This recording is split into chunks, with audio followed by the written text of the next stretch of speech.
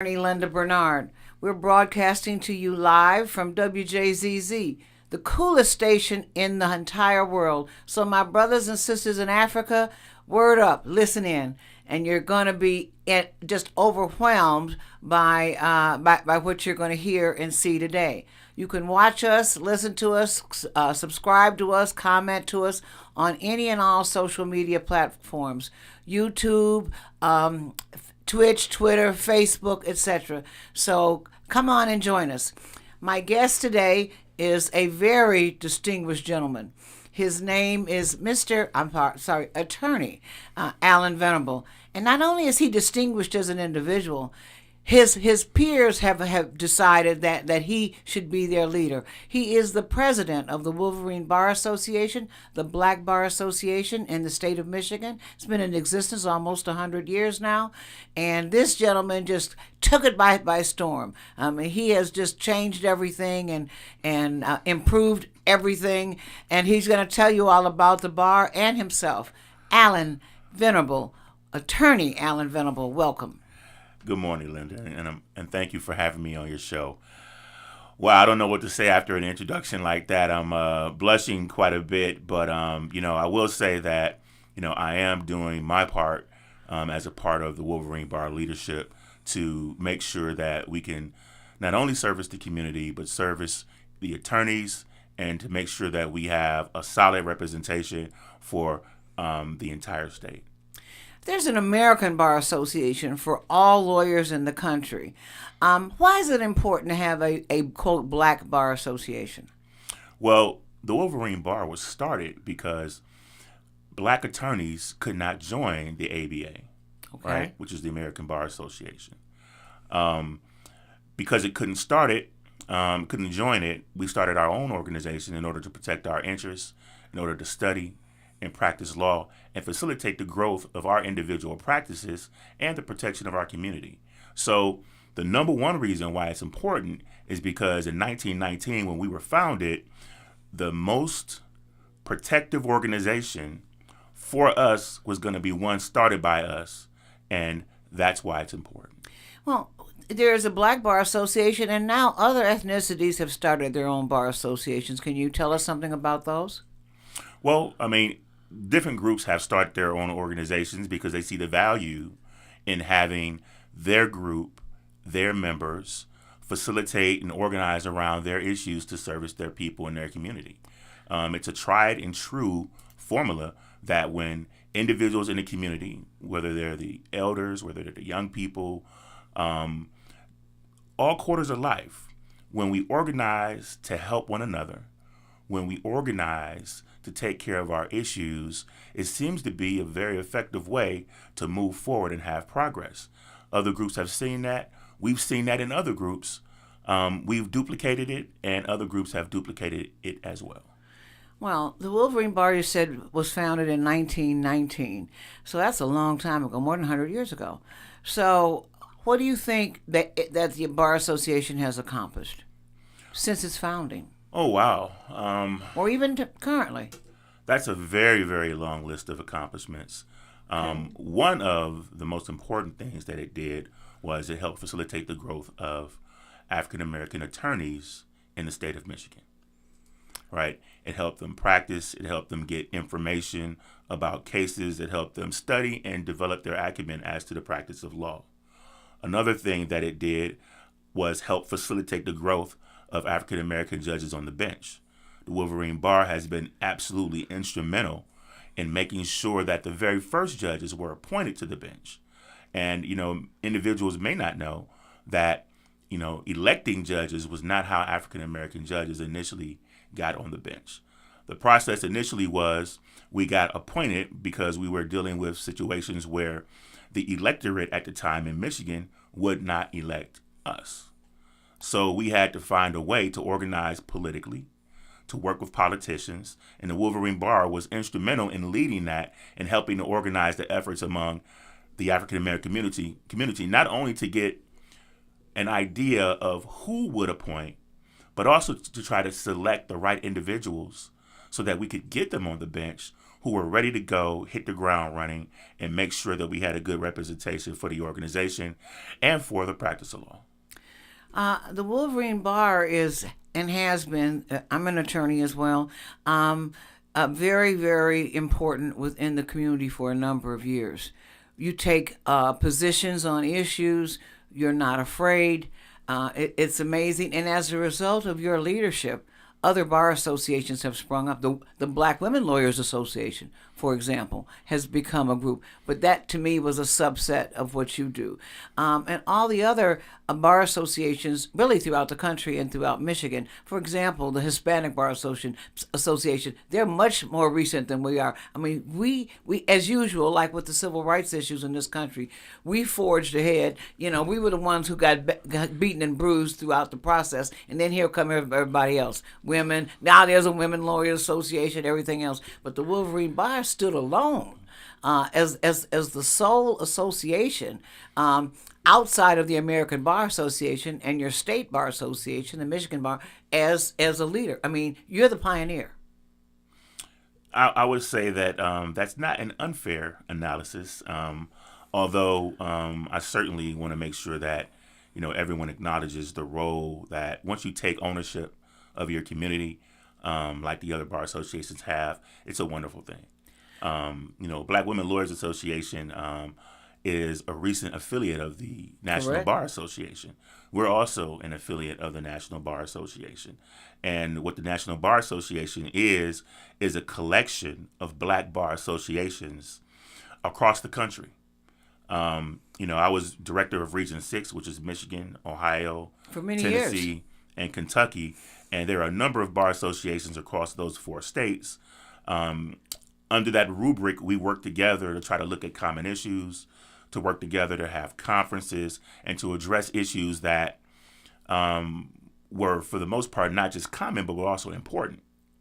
Whether it be the appointment of certain judges, whether it be looking at, issues like you're talking about now, where the 2 brothers were expelled from the legislature down in Tennessee. Those type of things are what we look at in terms of what we need to do, in terms of what we need to respond to. But these other organizations have been wonderful. I think that once individuals feel like I found a home, right? Yes. The Wolverine Bar is the overall bar for African Americans in the state. But certainly we have constituent parts that exist, in Western Michigan, in Flint, and in a number of cities around here, including the capital, that address issues that are specific to those geographic areas. So, the Wolverine Bar at one point was responsible for the entire state, right? That's correct. Initially, we were founded All as black lawyers throughout the state of Michigan, right? Absolutely. Initially, we were founded as the Harlan Law Club. Oh, really? Absolutely. Harlem Law Club. The Harlan. Oh, Harlan. Right, after Justice Harlan, who wrote the dissent in Plessy versus Ferguson. Okay. Right. So, the whole idea there was that African Americans are equal. We should be treated equal, and we shouldn't receive second-class status anywhere. And they took the name Harlan as the Harlan Law Club to show that they agreed with that position. And eventually, we incorporated and took on the name of the Wolverine Bar because we had more African American attorneys, and we started to have an influence beyond just the Detroit area. So we took the name Wolverine to represent the Wolverine State. I know a lot of folks ask me all the time, was that Michigan? University of Michigan? That's what I was thinking as you said it. And that is not the reason why. And as a proud Michigan State graduate, I pull from Michigan State. Go Tucker. as a proud Michigan State graduate, I am friendly and love the rivalries and the camaraderie that we have amongst all the Michigan institutions. But the Wolverine Bar stands alone and doesn't have any type of affiliation to an institution of learning. Well, you know what I think was so unique about the Wolverine Bar versus many other legal associations is the caliber of its leadership. And I think that you demonstrate that just phenomenally. Everything is about not just your participants, but really about your leadership. And your leadership, Alan, has just absolutely been phenomenal. Those of you who are watching us or listening to us anywhere in the world, this is a brother that is worth following, worth listening to, worth getting involved in whatever it is that you're doing, because he is a natural at it and brilliant, smart as a whip, as my mama would say. So no, I really appreciate what you have brought to the Wolverine Bar this year. I mean, for example, the most phenomenal. We have a ball every year for Black lawyers because, as Alan was saying, we couldn't go to the white people's things, so it was the best of all.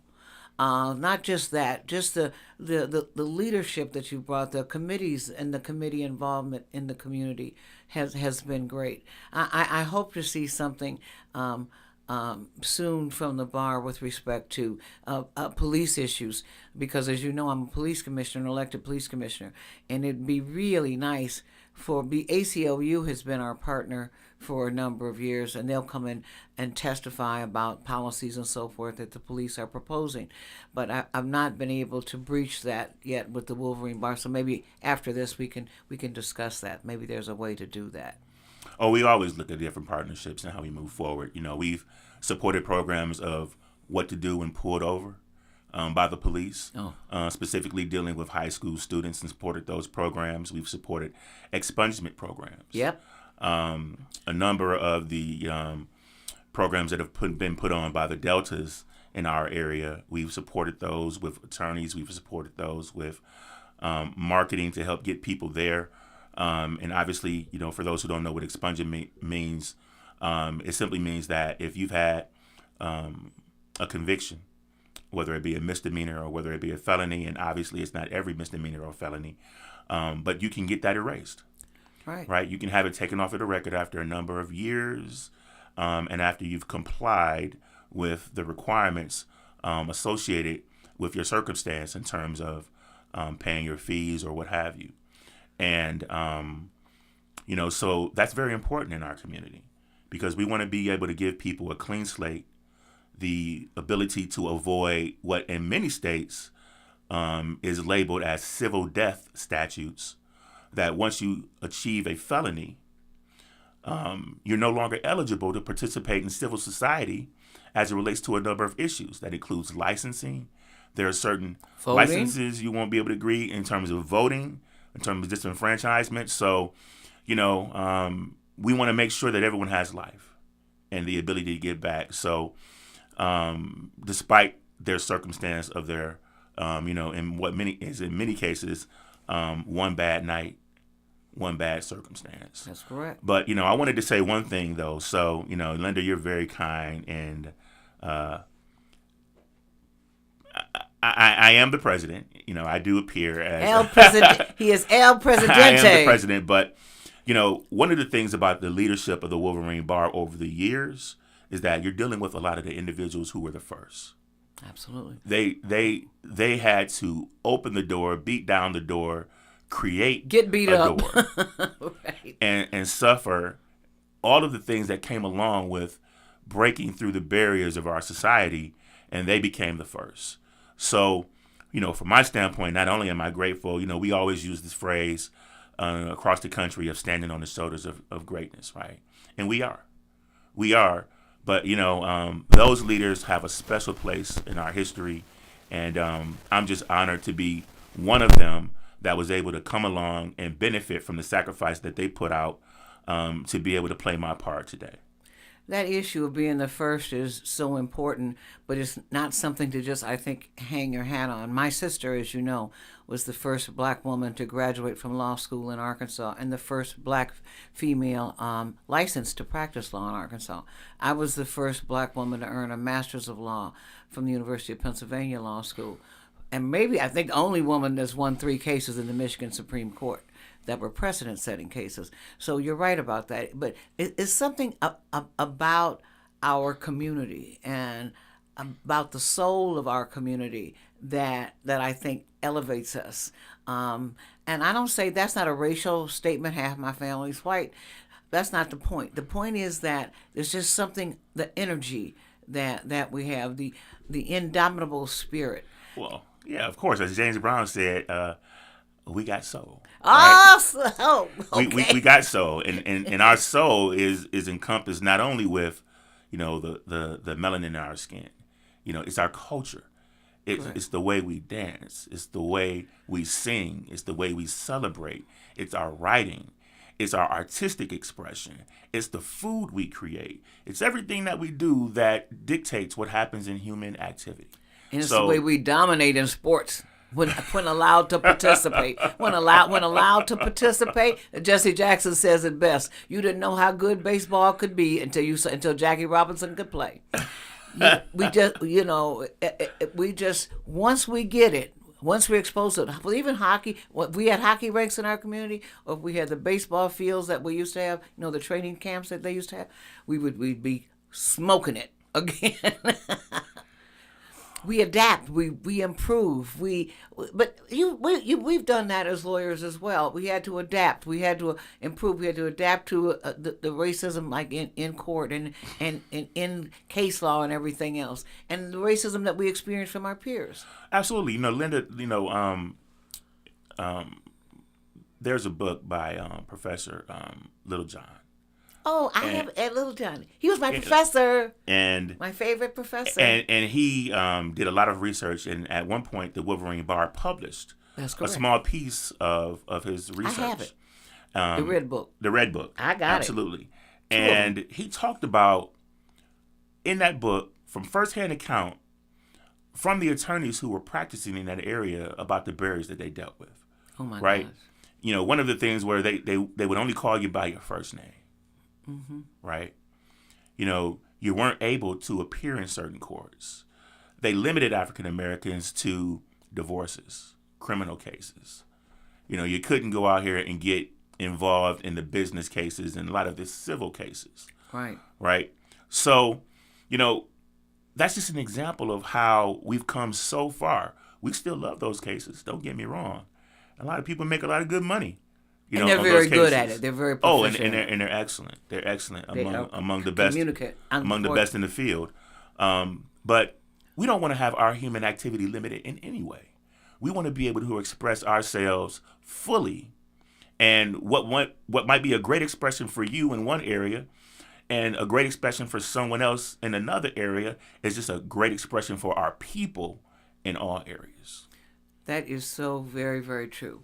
Alan, before we go on, let me do a real quick station break here. You're watching Chop It Up with attorney Linda Bernard, that's me, on Wjzz Cool TV, the coolest station in the world. You can watch us, listen to us, subscribe to us, comment on any and all social media platforms, including Facebook, YouTube, TikTok, everything else. I'm not a social media person because the challenge, not the challenges of there are challenges associated with it because I don't know how to do it. But beyond that, probably because of my involvement with the police commission, I know how heavily the police department is engaged in social media and how they constantly mine it and how you lose all of your privacy when you post your restaurants that you go to and the food that you eat and your friends and your this and your as you know, money or guns or anything. It's like suicide. It's like, cutting your own throat.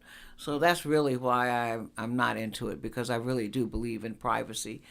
So that's a tough one these days, I know. But let me talk to you for a minute about your practice. What made you become a lawyer?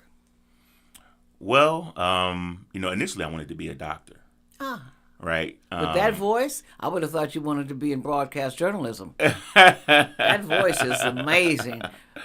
I love the timbre. That. I love the timbre of a baritone voice. My father was that way. He sounded just like James Earl Jones. This is CNN. I mean, it was amazing. Now that's a voice. And you have the same voice. I mean, you're in that same league for real. So I'm sure people have told you this. So you didn't go to the media side? As smart as you are, you could analyze it. Didn't go to the media side. Initially I wanted to be a doctor because I wanted to take care of my grandmothers. Oh. Right. Is she alive now? Oh, no, they both have passed. I'm sorry. Yeah. So, but, that's initially what I was. And actually, I was in the pre-med program at Michigan State. Okay. But eventually, I had to find out that the best route for me was going to be following the law. And that's what I did. Some people would say I was a lawyer beforehand because, I wrote letters for people and, Yeah, I was gonna did say. certain things like that to help with housing issues and employment issues before I ever became an attorney. I mean, before I even finished undergrad. So, Right. Where did you go to high school? I went to Henry Ford, Okay. for all the mighty Trojans out there. How you doing? All right. Correct. Absolutely. Henry Ford High School in Detroit. So, I'm a Detroiter, born and raised. And, so it's always been something that seemed to fit somewhat in terms of a skill set.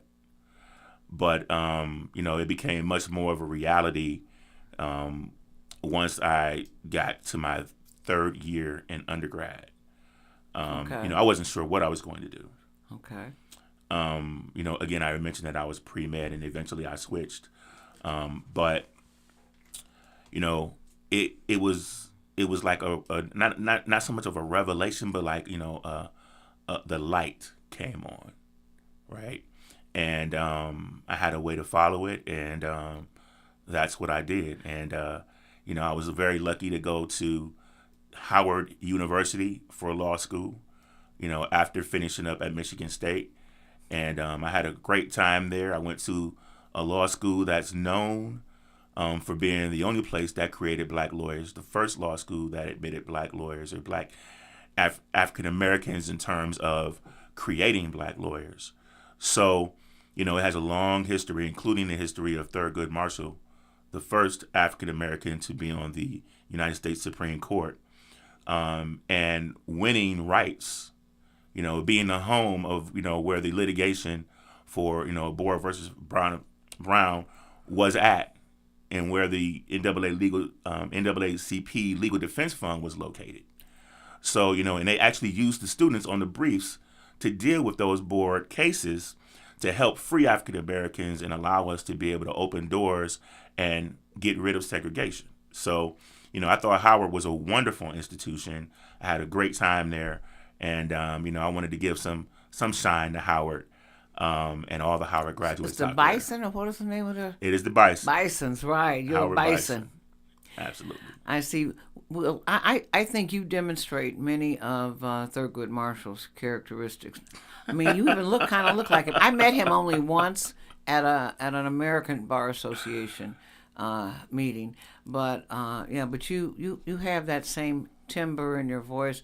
You don't make rash decisions. You're sort of cool. You're sort of laid back, taking it all in before you take any action. And I think that's the way Thurgood was. I need to get a recording of this, and then you give affirmation to myself in the morning. I'm saying it's such wonderful things that are being said. No, so, world, listen to me. Excuse the expression. We say we want to say on this because it's internet.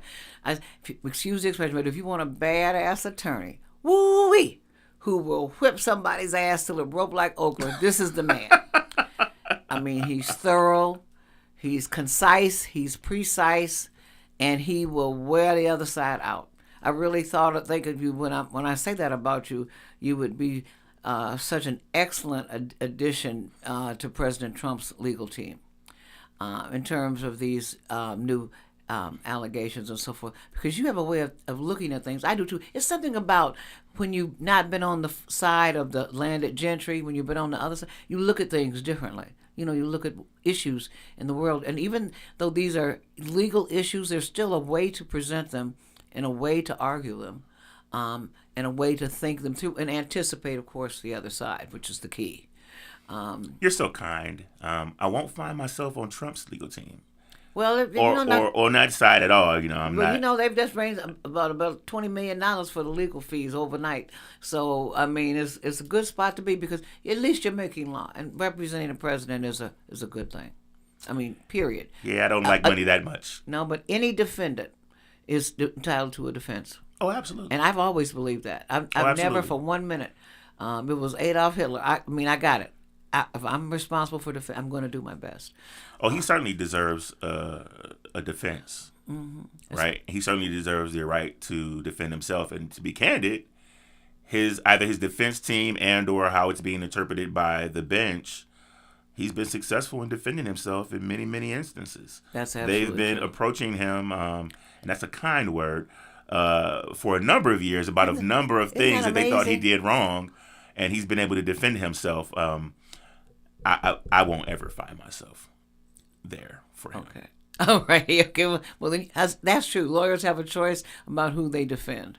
But I guess for me, with respect to him, the issues are so so important to address, because I think there have been so many inconsistencies with respect to what's happened with him, especially when you view the activity of other presidents, other candidates for president, etc. That to me is the injustice. He could be a toad, have a horn coming out of his nose, but he clearly has been treated differently than anyone else. Well, I'll say this much, and it does have some cause or causes me to pause with some concern. I'm concerned about the precedent. Correct. So right now, this is one of the first instances where a president has been criminally charged after serving in office, at least on the federal level. And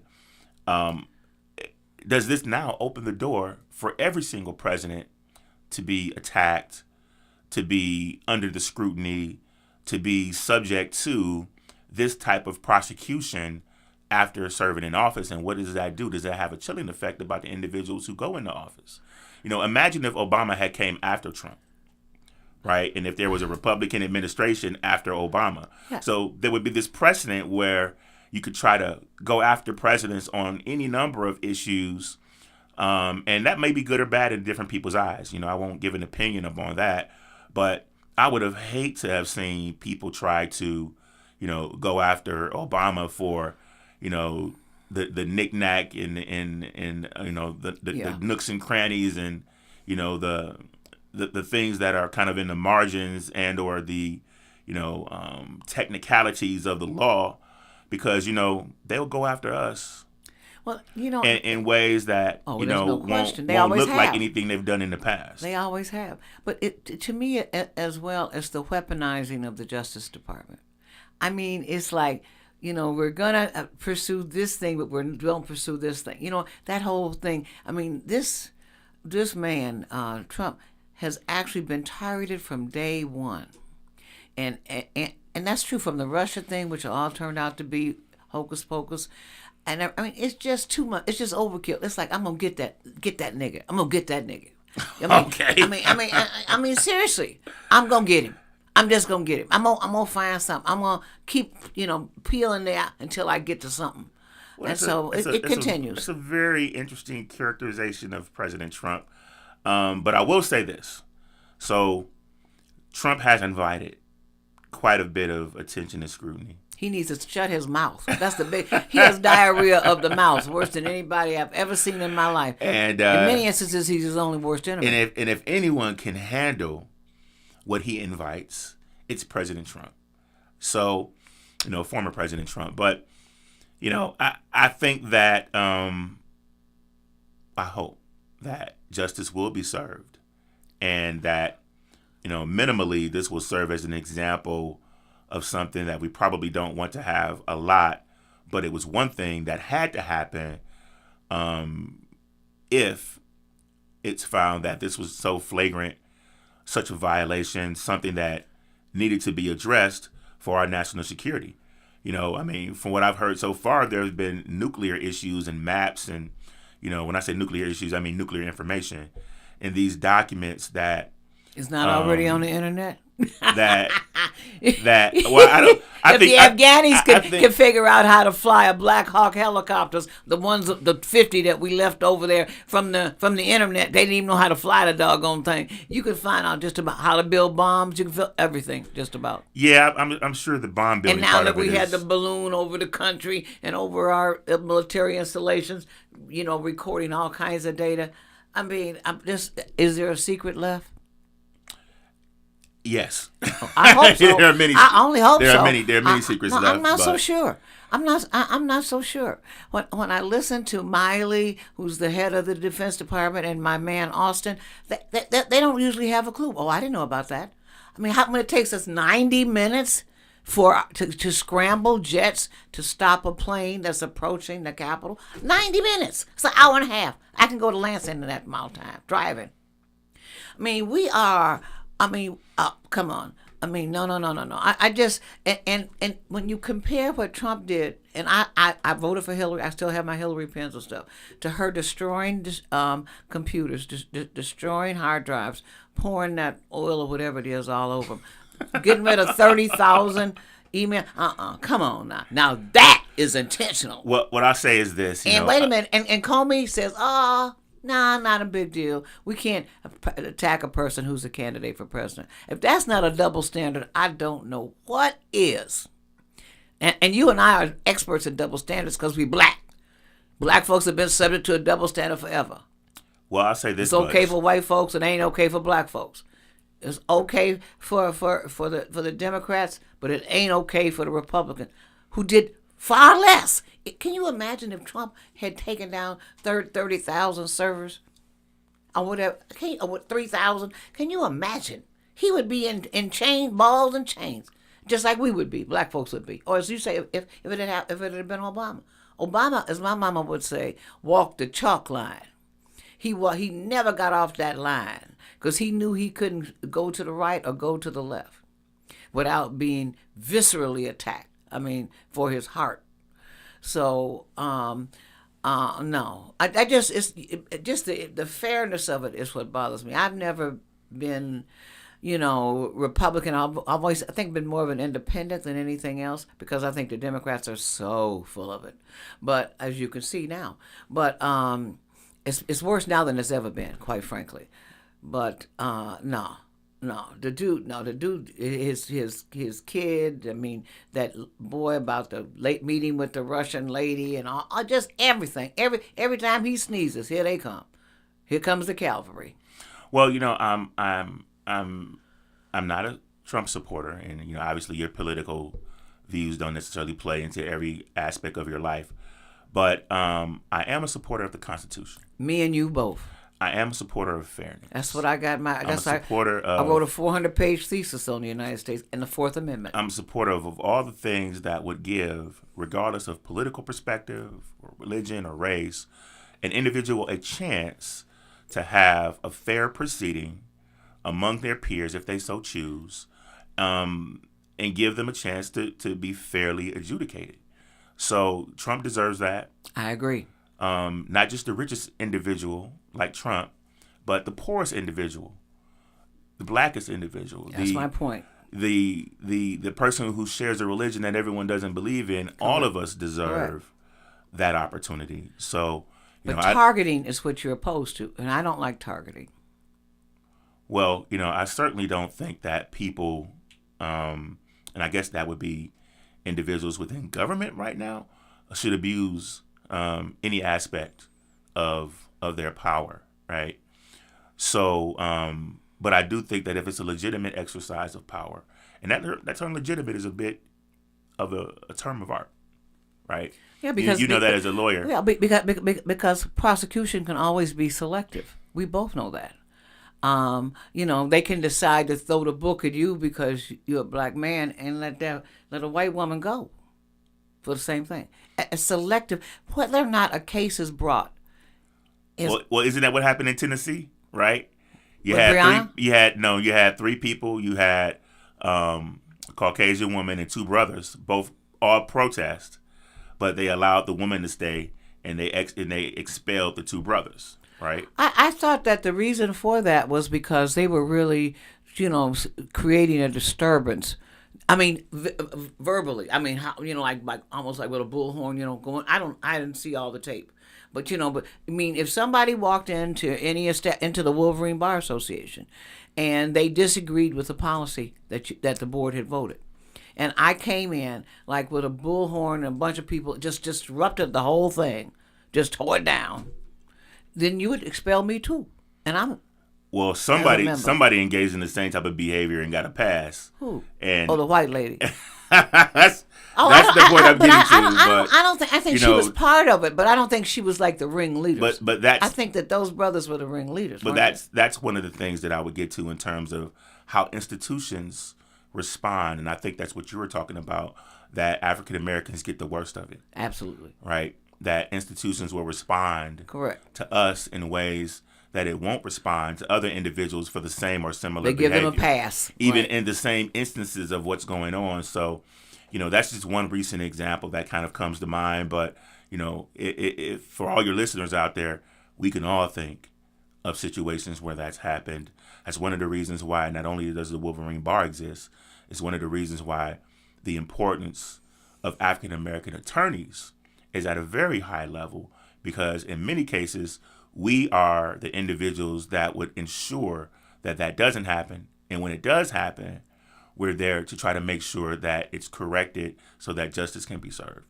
Absolutely. And ladies and gentlemen, you're watching Chop It Up with attorney Linda Bernard on WJZZ, the coolest station in the entire world. You can watch us, listen to us, subscribe on any and all social media platforms, including YouTube, Twitch, Twitter, Facebook, because I don't use them. I don't know what they are. But my guest, though, today is a man that is just awesome. He's super smart. He's wickedly smart, quite frankly. So quick. I mean, he's, as my mama would say, slick as goose grease, just polished and everything else. And his name is Attorney Allen. I want you to remember this, Attorney Allen Venable. Spell your last name so they won't misspell it when they're looking for you. Sure, it's V as in Victor, ENABLE. Isn't that wonderful the way he said that? Just like James Earl Jones, V as in Victor. But now you know who he is, and I have to come here more often. I'm gonna feel better. It's like it's like affirmation and love just pouring. I love it. I love it. And what's your contact information while we're talking about how to spell your name? Because I always spell it wrong. But go ahead. Okay. Well, you can reach me just by calling the office number, which is 313-623-2024. That's the easiest way to get a hold of me. Obviously we have a website, which is www.venablelawpllc.com. And, our office is located in Southfield, Michigan. So we're right there for you. One of the things I remember when I selected where my office was going to be was that, so I went to Henry Ford, right? Mm-hmm. And not far from there. Not far at all, No. Less than 5 minutes from where my office is. And, I remember a lot of the brothers saying, well, I don't want to go across 8 Mile, right? That was what Coleman Young told the white community, don't come across 8 Mile if they come in here to hurt us. And he told them in Southfield and elsewhere, he said when they told him, Oakland County and stuff told him that Detroiters need to lay down their arms, Coleman said, we'll lay down our arms when you lay down your arms. We're not going to make ourselves a sitting duck. So that's the 8 Mile was the divide. Well, a lot of the brothers felt like, especially at my high school, which is what I was referring to, was that they felt like they had somewhat of a cocoon in Detroit, right? Somewhere where they could not be judged by their race, right? Coleman Young helped implement that. A lot of the police force became African American. Well, but on the legal side, that was challenged by Nichols, the man who the white sheriff, police chief who had run against him. So Oakland County, all of them sued and said that was all illegal, that what Coleman was doing, the whole state, the whole white state. And Damon Keith issued the opinion that ordered that his integration plan was okay.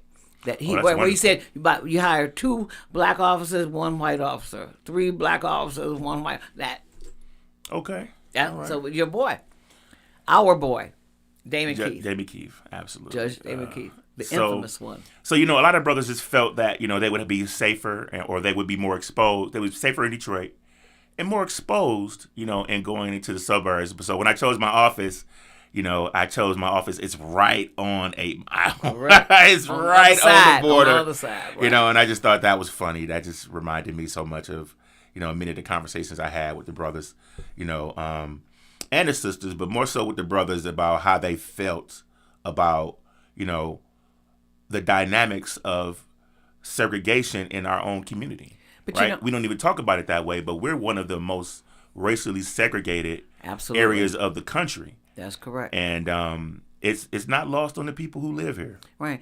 Even in the city of Detroit, first of all, I tell people with respect to 8 Mile, if you're out drinking or partying down, I say, whatever you do, don't go down 8 Mile, because the Ferndale police and the other police will be looking for you. They just look, because they just know that you've drank more than 2 beers, so they are going to stop you and pull you over and do a breathalyzer. And then you're in the Oakland County justice system, which is very different than the Wayne County justice system where Detroit is, and where all of the black communities of the state are heavily located, Romulus, etc. It's a whole different justice system on the other side of 8 Mile. And it's much more expensive, and the penalties are far greater for just everything.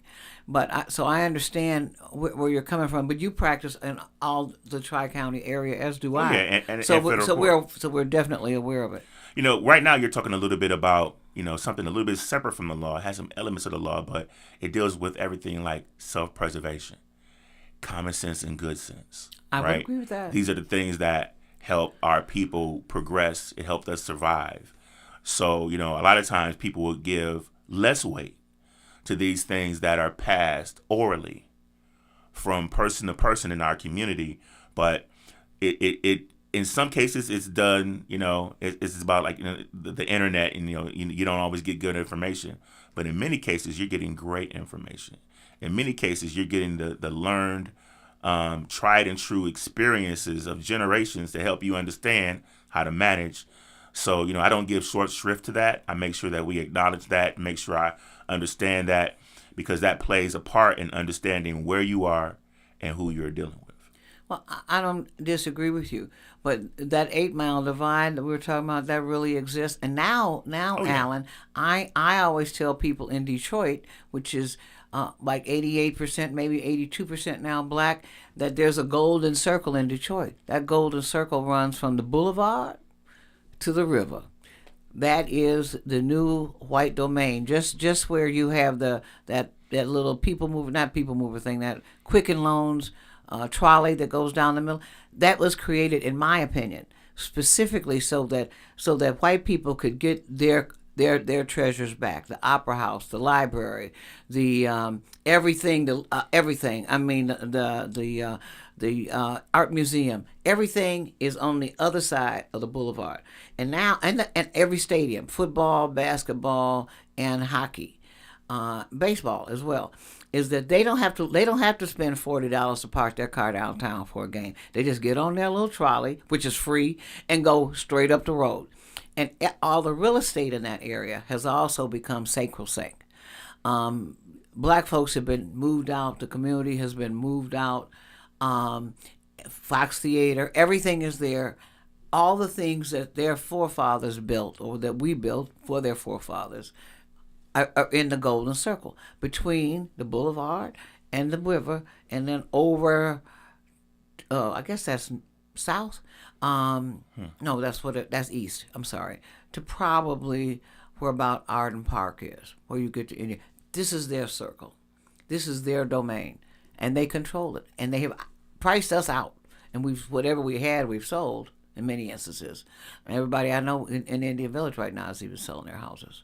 So it is what it is. I mean, there is a new segregation, and it starts at the boulevard, and they're going to go back to, I think, through Highland Park. They've already started.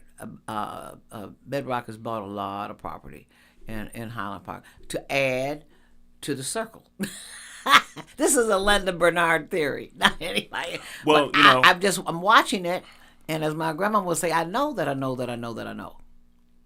Well, one of the things I'd say is that, fortunately, within the Wolverine Bar, we don't have that type of a segregation or anything like that. We're inclusive of everyone. Of course. Even though we were started to make sure that African Americans had a place to go, we needed a place to go, right? Yeah.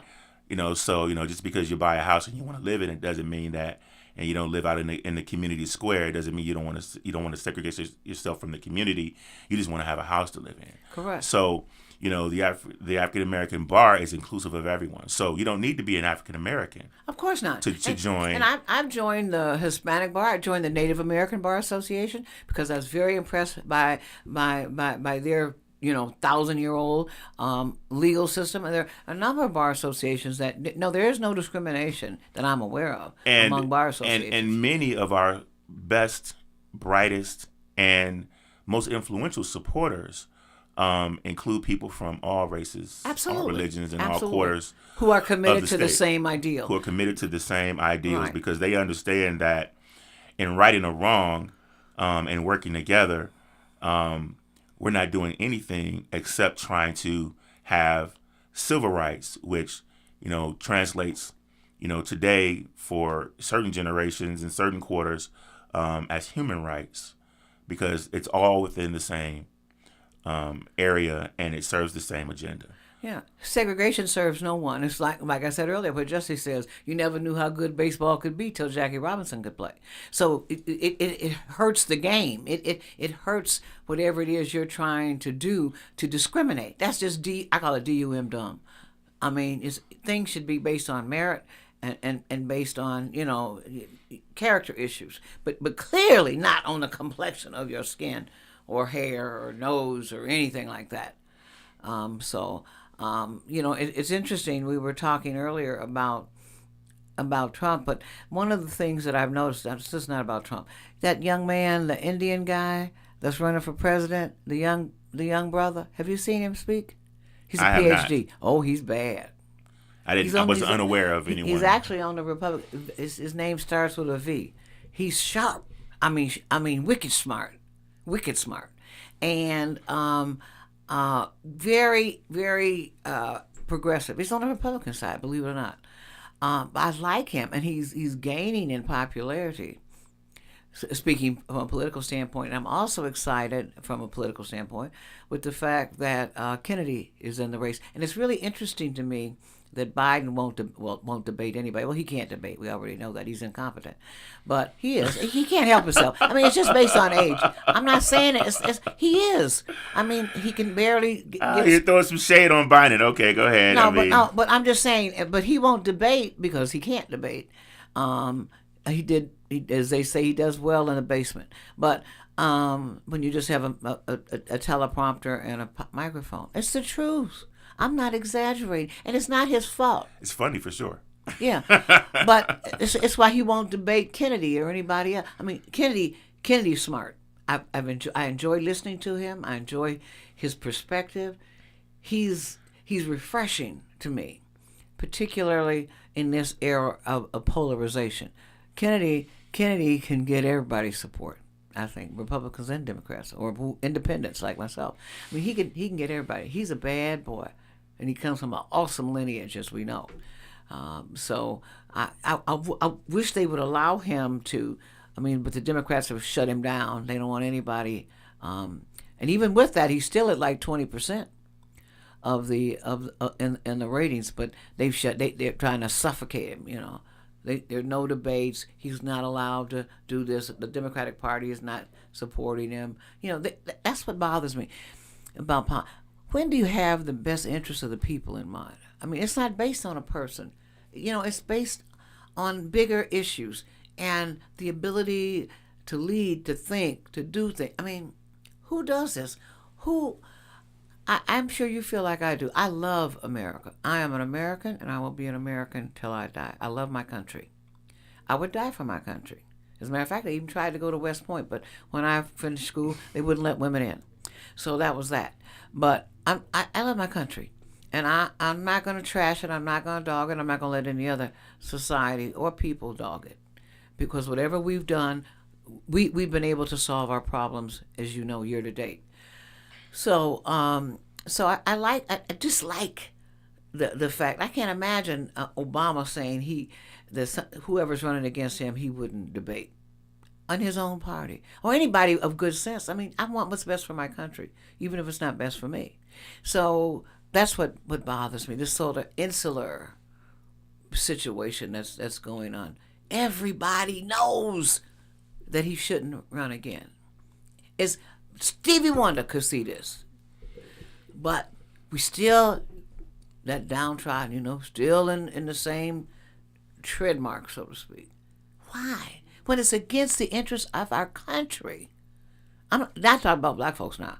I'm just talking about the things that have occurred, giving $90 billion worth of stuff to the Afghanis, allowing them to come here to this country like we've done this.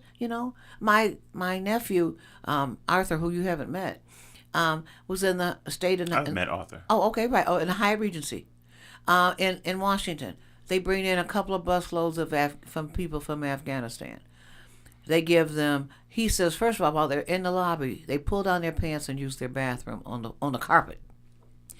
These were not people that have been working with the United States, as you know, because they wouldn't know what a toilet is otherwise. $5,000 to each one. Medicaid for 7 years, irrespective of your income. He's working with some now in Denver. A $5,000 Visa card, an Apple tablet, a phone. We haven't given this stuff to Americans, to black people in Mississippi, Alabama, in Appalachia. It's just as many white people. All of us are Americans. Appalachians, me and you, and Mississippi people and Alabama, we're all one. We are one. Well, on that note of all of us being one people, I think that's really an important note. And one thing I hadn't discussed this far is one of the most important things that the Wolverine Bar does is it tries to address integration and it tries to address race relations, and it tries to make better relations between our peoples so that we all can prosper. And we have several programs, and as I mentioned earlier, we have people from all quarters of life, correct, who support us, including many of the large law firms who take on African American students and help them develop their careers. Many of the judges, many of whom who are not African American, take on African American judicial clerks to help them develop their careers and to help them understand whether or not they would like to become a law clerk or a judge in the future. So, it's all been, hand in hand, embracing one another and trying to move it forward. And we try to find individuals who want to participate because we are all Americans. Absolutely. Right? And we have to work together. Right. So the more that we can find people who are not only of the same mindset, many people are of the same mindset, but there are also people who are of the same mindset who are in a position and who are prepared to take action. And we love to partner with those individuals. Year to year, we add those firms on, we add those judges on, we add those individuals on. So just understand to all the listeners out there, the door is open and we want to work with people, institutions that want to make a better environment here in Southeast Michigan. Well, I agree. And I think you're doing a marvelous job at that. But right now, Alan, I just think that our national issues are more important. The mere fact that China has like a satellite system in Cuba right now, how that violates what is it, the Monroe Doctrine? We didn't allow China or communism in this hemisphere. That was the whole point. They're in Brazil and in Cuba. We're not going to have a country unless we look at what's happening nationally. Quite frankly, I think we're in very dangerous times, and I think we're just sort of, oh well, good old Joe, good old this, good old. There ain't no time for no good old. This. You can't put a Band-Aid on a cancer patient. This is serious. See, and I want the Bar Association and our community to become more informed on these issues and actually more strident about it, because we're going to be the first ones that the atomic bombs hit. The mere thought that China is doing this in Cuba, 90 miles from, pull it up on your phone, 90 miles. Oh yeah, I think I'm aware of there is a story out there, and when I say a story, I mean it's a prominent story in prominent media, well respected, that Cuba is allowing another country to put some type of eavesdropping mechanism in their country that could eavesdrop on American communications. I've definitely heard that. Why? And we're not doing anything about it. Wait a minute here. Hold it here. It was bad enough. We've just, excuse the expression, we're just getting bitch slapped right and left. This is America. I'll excuse that expression. No, I don't. I'm not kidding. I mean, from the balloon, which was embarrassing, to Afghanistan, so many things. And what do? Oh, we say, we can't listen to everybody's point of view on who should be president. What is wrong with us? Are we brain dead? What is happening to my country, which is of critical importance to me? Critical. Speaking of critical things of critical importance, before we close, what do you think about the reparations bill in California? Oh, well, I'm a supporter. So you also may know that I was appointed to the reparations task force for the city of Detroit. Good. I'm the representative for District 1, which is Councilman Tate's district. He elevated me to that position, and I appreciate him for that, to represent the people of District 1, where I live. And I'm supportive of the reparations movement. I am too. It's right. It's 100%. The right thing to do. And I started my knowledge and involvement and support of and participation in the reparations movement when I was at Howard. Oh, absolutely. And I'm proud, and I really do mean that. I'm proud to serve now and to bring these issues to light. So we're meeting now. We've had I think 2 public meetings. We've had several other meetings that are dealing with organizing. We've dealt with appropriations for monies to be able to support the reparations. The city's paying for it, I hope. Yes. Okay, great. Yes. That's my point. Right. All right. And I think we have just established subcommittees dealing with issues and who's the chair of those committees and which council members are going to be on those committees, and a process where we're looking at bringing on individuals who want to join those committees, whether it be housing or law enforcement. I'm on economic development and law enforcement. I'm on both of those committees. So, I'm not sure exactly the date that it's going to be released, but there will be an application process. There will be a mechanism to allow individuals who want to participate. But that's in the committees, not the reparations. In the committees. Any reparations. What do you think about that, though? And I applaud you for becoming involved here in Detroit, since it's such a big issue in California and Los Angeles and everything. What do you think about it?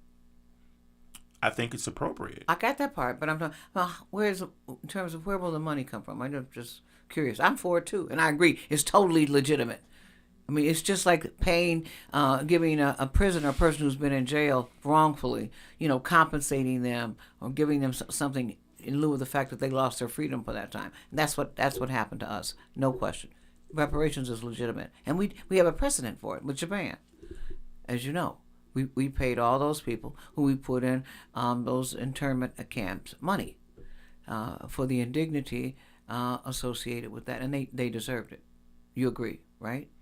Oh, I believe that reparations is, in all of its forms, whether it's direct money, whether it's education, is appropriate when a government, particularly, has wronged a group of people, and where businesses, particularly those businesses who've been around 100 years, have wronged people, in our case, African Americans who were the subject of slavery and losing our rights under the law. So, I'm a supporter all the way across the board.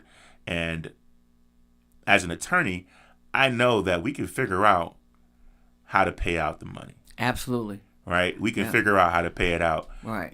Nobody says we can't figure it out. Okay. I apologize for interrupting you, Alan. Maybe we can continue with this right now, but right now we've got to close off on segment number 1.